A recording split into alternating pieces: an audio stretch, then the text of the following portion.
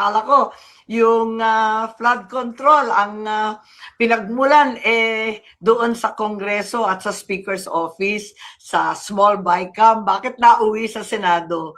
Parang sobrang diversion na to.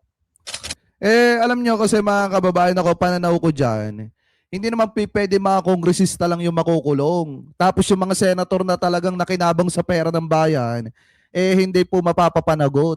Di po ba? Napaka-unfair naman yan. O di dapat lahat makulong yung mga sangkot dyan. Kahit nga mga kababayan, kung mapapatunayan na talagang sangkot yung Sir Mualdez, dapat po talaga makulong yan. Di ba? Kasi ang pananaw ko dyan, hindi naman porkit sumusuporta ka sa presidente, tapos may ginawa kang kasalanan, maabsuelto ka na agad. Wala pong ganon. Kasi nga sa panahon ni PBBM, kahit pa kamag-anak o kapatid, basta napatunayan na ikaw ay nagkasala, dapat kang managot. Kahit nga si Senator Amy, once na lumabas yung kanyang bagman, di ba, na di umani ng ibang bansa daw. Pag yun, nagsalita, mga kababayan, at napatunayan na sangkot talaga, itong si Senator Amy, pwede siyang makulong.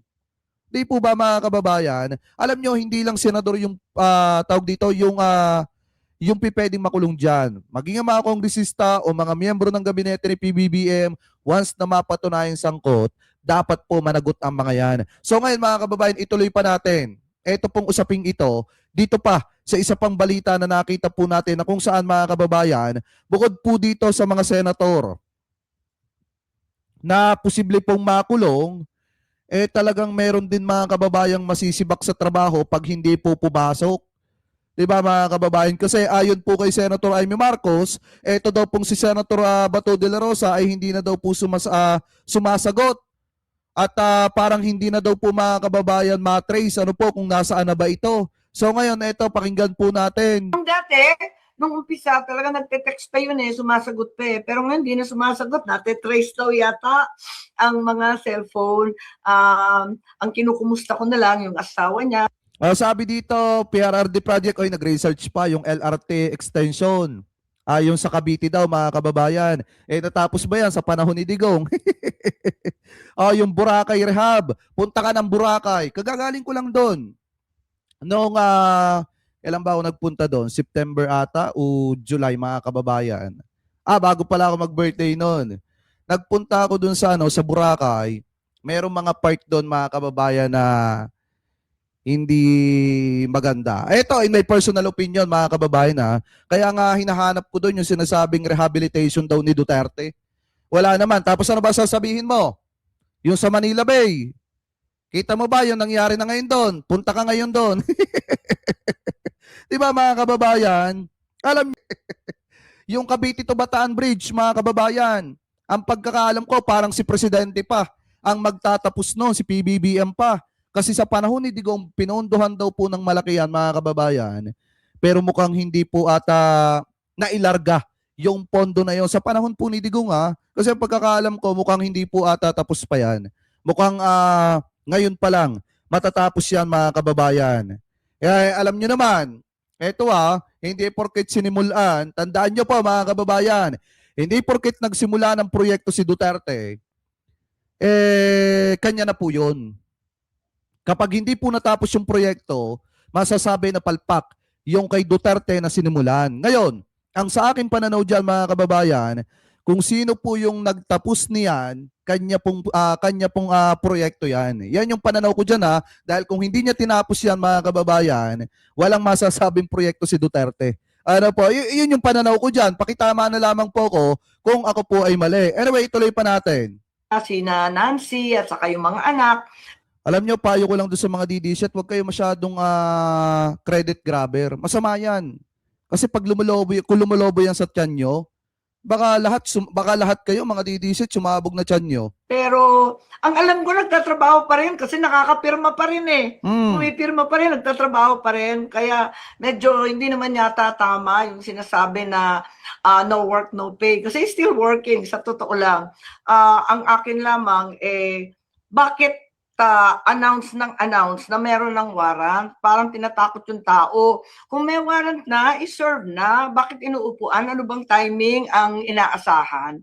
Parang tinatakot natakot naman si Bato. Alam niyo ang problema kasi kay Bato de la Rosa, Nung una, ano ba yung sinasabi niya? Go, Mr. Trillanes! Mark my day!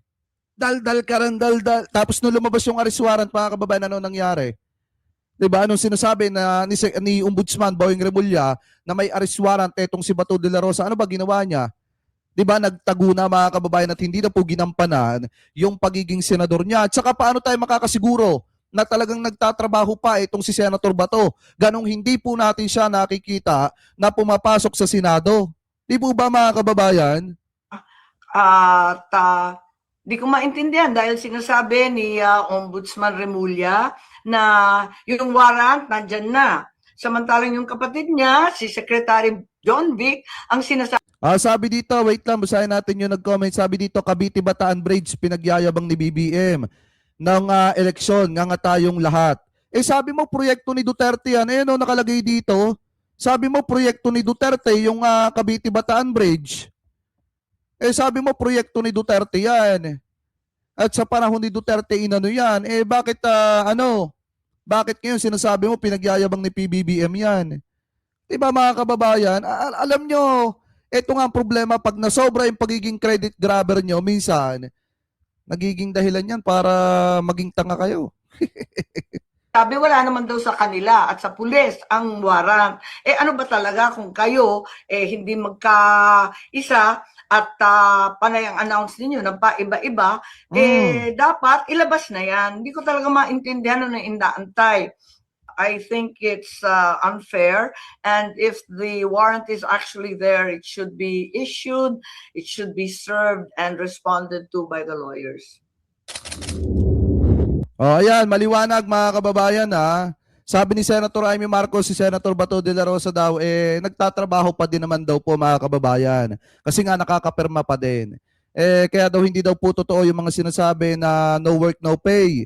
Etong si Senator Bato, pero maliwanag naman mga kababayan na kung titingnan nyo po hindi na po talaga pumapasok eto pong si Senator Bato de la Rosa. Kaya para sa akin, mukhang hindi na po ito nagtatrabaho. Ano po mga kababayan? So ngayon, kayo, ano po masasabi ninyo? Dapat po ba na mag-file na rin ang mga kababayang Pilipino po natin ng ethics complaint laban po dito kay Senator Bato de la Rosa? Kasi hindi naman po talaga ito nagpapapasok na. At sayang lamang po ang pinapasahod ng taong bayan dito po sa senador na ito kasi nga hindi na po pumapasok mga kababayan. So comment below na lamang po kung ano po